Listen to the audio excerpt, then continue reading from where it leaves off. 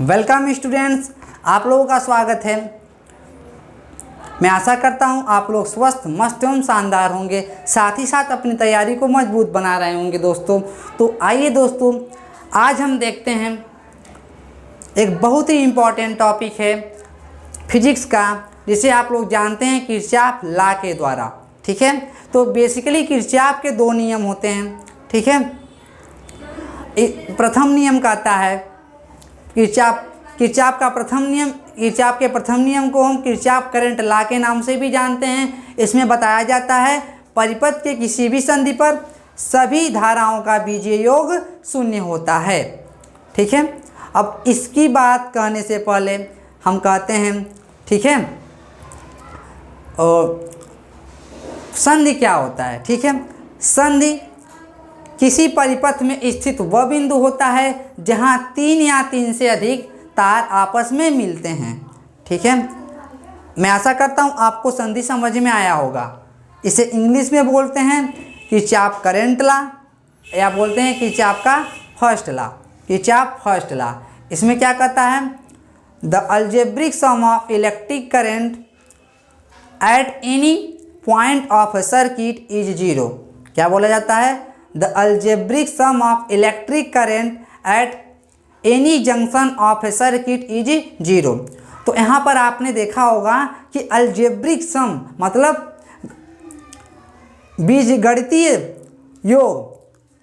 तो आइए हम समझते हैं कि बीजगणितीय योग क्या होता है। जैसा कि आप लोग बैंक में आपका जो अकाउंट होता है, ओके, अगर आप उसमें कुछ अमाउंट जो होता है उसको आप सबमिट करते हो, जमा करते हो, तो उसमें प्लस में आता है, उसे आपके अकाउंट में ऐड हो जाता है। अगर आपको आवश्यकता हो उसमें से कुछ अमाउंट आप निकालते हो बैंक में जाकर, तो आपको माइनस में दिखाता है।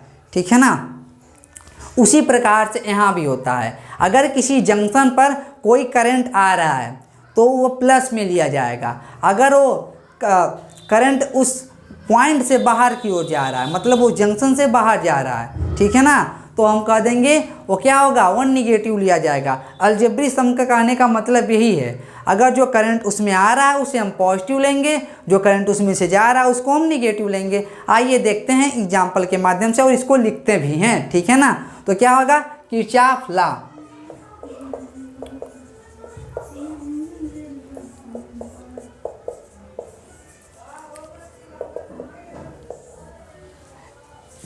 ये सब लिखने की चीज़ आप बुक से भी अच्छे से लिख सकते हैं, यहाँ हम सिर्फ समझने का प्रयास करते हैं। ठीक है ना, तो देखिए हम कहते हैं क्या, किरचॉफ फर्स्ट लॉ क्या होता है, फर्स्ट लॉ होता है इसका, इसे किस नाम से जानते हैं, करंट लॉ के नाम से भी जानते हैं, इसको करंट लॉ के भी नाम से जानते हैं। ठीक है ना, तो क्या कहता है, current law, Kirchhoff current law, इसे क्या बोला जाता है, केसीएल के नाम से भी जानते हैं। शॉर्ट फॉर्म में इसे क्या कहते हैं, KCL, Kirchhoff current law. This is also known as a Kirchhoff first law.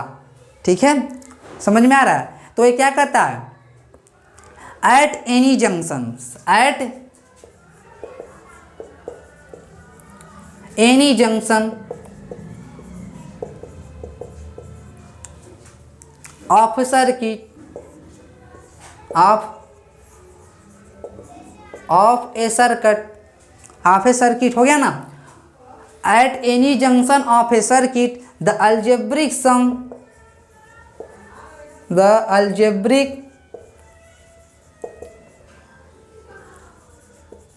Some of electric current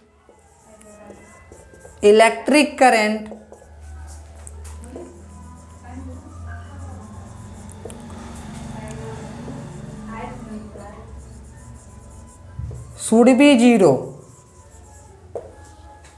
तो क्या कहते हैं, इसे हिंदी में कहते हैं परिपथ के किसी भी संधि पर विद्युत धाराओं का बीजीय योग शून्य होता है। ठीक है ना, अभी भी समझाया ना आपको बीजीय योग। तो आइए देखते हैं एग्जाम्पल के माध्यम से। आप इसको लिखना हो तो लिख सकते हैं, इसे आप बुक से भी लिख सकते हैं। ठीक है ना, तो हम इसको इरेज करते हैं, हम सिर्फ समझने पर ध्यान देते हैं।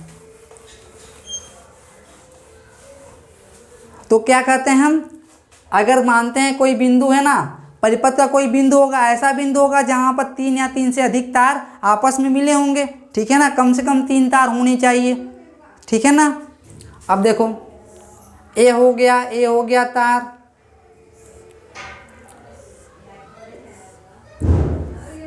बेसिकली ये किसी परिपथ में जुड़ा हुआ है, ठीक है ना। हम अपने टाइम को कम करने के लिए, रिड्यूस करने के लिए इसको इतना फॉर्म में बना रहे हैं। देखो अगर ये पॉइंट है ना, अब ये बताओ जंक्शन होगा ही, क्योंकि इसमें 3 या 3 से अधिक तारों का मेल दिख रहा है हमको, ठीक है। अगर मान लो यहाँ से करंट I1 आ रही है, यहाँ से I2 आ रही है, यहाँ से I3 आ रही है, यहाँ से क्या हो रहा है I4 आ रहा है, यहाँ से I5 आ रहा है, और यहाँ से मान लो I6 बाहर जा रहा है, और यह यहाँ से I7 बाहर जा रहा है, ठीक है ना। तो किरचॉफ का प्रथम ला क्या होगा, फर्स्ट ला को हम मैथमेटिकल फॉर्म में ऐसे लिखते हैं, summation I is equal to 0, ठीक है ना। It means algebraic sum of electric current should be 0। ध्यान दीजिए यहाँ पर, अगर ये पॉइंट को मानते हैं P है, ठीक है, तो यहाँ पर देखो आप देखिए करंट I1 आ रही है, इस पर इसी बिंदु पर आ रही है, I2 आ रही है, I3 आ रही है, I4 आ रही है, I5 आ रही है, ठीक है ना। तो इसको हम क्या लेंगे, पॉजिटिव। हम बताएं ना अभी, जो भी करंट किसी पॉइंट की आ रही है तो इसे हम क्या लेंगे, पॉजिटिव। जो उस पॉइंट से बाहर की तरफ जा रही है तो क्या लेंगे, निगेटिव, ठीक है ना। यही तो होता है, उन सभी का योग क्या कहलाता है, बीजगणितीय योग, अलजेब्रिक सम कहलाता है। तो ऐसा करते हैं, समेशन I इक्वल टू 0, तो बताइए I1 पॉजिटिव होगा और I2 क्या होगा, वो भी पॉजिटिव होगा, I3 भी क्या होगा, पॉजिटिव होगा, I4 भी पॉजिटिव होगा, I5 भी पॉजिटिव होगा। लेकिन करंट I7 बाहर जा रहा है, इसीलिए क्या होगा, ये निगेटिव हो जाएगा, ठीक है। प्लस माइनस का I7 भी होगा, क्योंकि ये भी बाहर जा रहा है, तो क्या हो जाएगा, बराबर 0 हो जाएगा। मैं आशा करता हूँ आप ये बात समझ में रहे होंगे, ठीक है। तो ऊपर थोड़ा इरेज करते हैं, तो देखिए यहाँ पर क्या हो जाएगा, यहाँ पर हो सकता है ये चीज़, यहाँ हम लिख सकते हैं क्या, I1 plus I2 plus I3 plus I4 plus I5 बराबर क्या हो जाएगा, यहाँ माइनस में हो जाएगा, माइनस का I6 माइनस का I7, LHS में है तो RHS में भेजेंगे तो प्लस में हो जाएगा, तो क्या होगा I6 प्लस I7।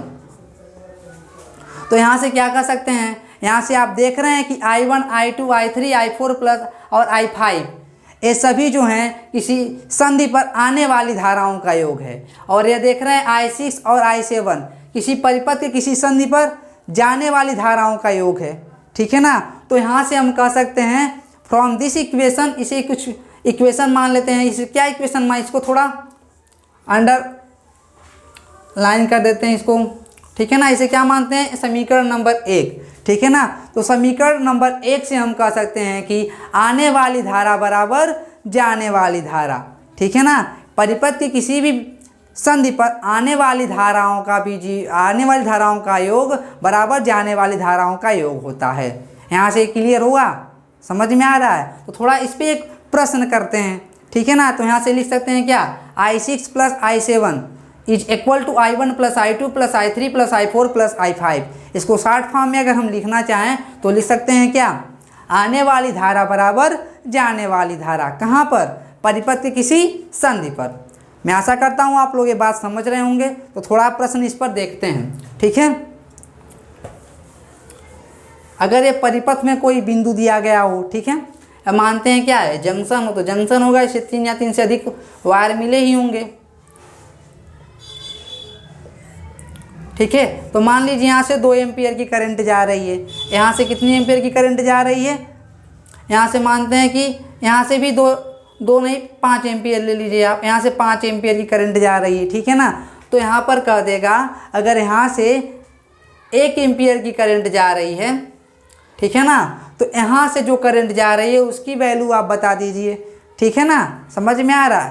तो यहाँ पर क्या करेंगे हम, तो किरचॉफ का फर्स्ट लॉ लगाएंगे, क्या, समेशन I इक्वल टू 0 हो गया, ठीक है ना, समझ में आ रहा है। तो ध्यान दीजिए यहाँ पर, तो यहाँ पर ये इम्प्लाई करेगा क्या, आ रही है ना 5 एम्पियर की धारा, ये भी 5 एम्पियर की धारा आ रही है, तो क्या लिखेंगे, प्लस का 5 ये भी आ रहा है तो प्लस का 2, ठीक है ना। अब देखिए माइनस हो जाएगा क्योंकि एक इस बिंदु से बाहर की ओर जा रहा है, तो क्या होगा ये -1, ठीक है ना। अरे ऐसे लिखेंगे प्लस -1, ठीक है ना। तो प्लस ये भी बाहर जा रहा है तो अभी क्या होगा प्लस का -x बराबर 0 हो जाएगा किरचॉफ के फर्स्ट लॉ से KCL से, ठीक है ना। तो देखो यहाँ पर तो क्या हो जाएगा 5 + 2 = 7 प्लस माइनस x बराबर 0। तो यहाँ से हम सॉल्व करेंगे तो यहाँ हो जाएगा 7 में से 1 जाएगा 6, तो x बराबर क्या आ जाएगा 6 एम्पियर। समझ में आया। मैं आशा करता हूँ आप लोग ये बात समझ में आ रहा होगा आपको, ठीक है। किरचॉफ फर्स्ट लॉ से जब भी प्रश्न पूछेगा तो कुछ ऐसा ही होगा, ठीक है ना। तो देखो करंट इधर की ओर फ्लो हो रहा है ना, तो क्या हो जाएगा x की वैल्यू यहाँ पर 6 एम्पियर। देख लीजिए अब 5 2 7 1 + 6 परिपथ की किसी भी संधि पर आने वाली धारा बराबर जाने वाली धारा। ऐसे भी बता सकते थे 5 + 2 बराबर क्या हो जाएगा 1 + x की, तो x बराबर क्या आ जाएगा हमारा 6 एम्पियर आ जाएगा। मैं आशा करता हूँ आप लोग ये बात समझ रहे होंगे। और किरचॉफ के प्रथम नियम पर एक और भी सवाल आता है, उसको भी थोड़ा देखते हैं। आप इसको न लिखे हो तो आप लिख लीजिए, ठीक है ना। तो हम इसको थोड़ा इरेज कर दिए, तो ये x बराबर क्या हो जाएगा 6 एम्पियर हो जाएगा। यहाँ पर 2 एम्पियर दिया गया हो, आप वीडियो पॉज करके लिख सकते हैं, ठीक है। मैं आशा करता हूँ आप ये बात अब लिख चुके होंगे। तो अब आइए देखते हैं।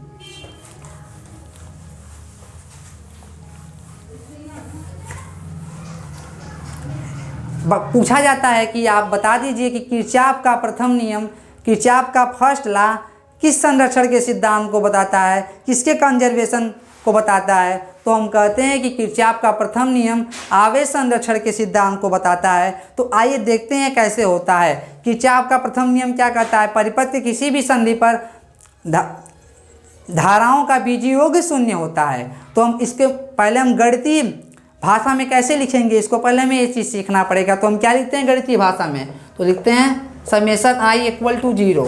तो हम क्या करेंगे दोनों तरफ टी का मल्टीप्लाई कर देंगे। टी क्या है यहाँ पर समय है, ठीक है। तो क्या करेंगे दोनों तरफ टी का मल्टीप्लाई करोगे तो क्या होगा टी गुणे समेशन i = 0 गुणे टी। तो हम जानते हैं कोई भी संख्या हो ना उसको 0 से गुणा करते हैं तो 0 होने वाला है। तो इसको कुछ ऐसे भी लिख सकते हैं समेशन i = 0। अब आप जानते हैं कि क्लास 10th में आप पढ़े होंगे एक फार्मूला जो Q हो अगर आवेश हो ना तो Q बराबर IT होता है, ठीक है। तो यहाँ पर क्या हो जाएगा समेशन Q = 0। तो क्या कह दिया है इम्प्लाई क्या कर रहा है आवेश संरक्षण के सिद्धांत को। तो क्या कह देंगे जो किरचॉफ का प्रथम नियम होता है आवेश संरक्षण के सिद्धांत को बताता है। मैं आशा करता हूँ आप लोग किरचॉफ का प्रथम नियम अच्छे से समझे होंगे। In next lecture, we can discuss about Kirchhoff's second law, which is known as a Kirchhoff voltage law। या तो हम इसे किरचॉफ का द्वितीय नियम भी कहते हैं या किरचॉफ का वोल्टेज नियम भी कहते हैं। तो आज के लिए इतना ही, तब तक के लिए धन्यवाद। वंदे मातरम, जय हिंद।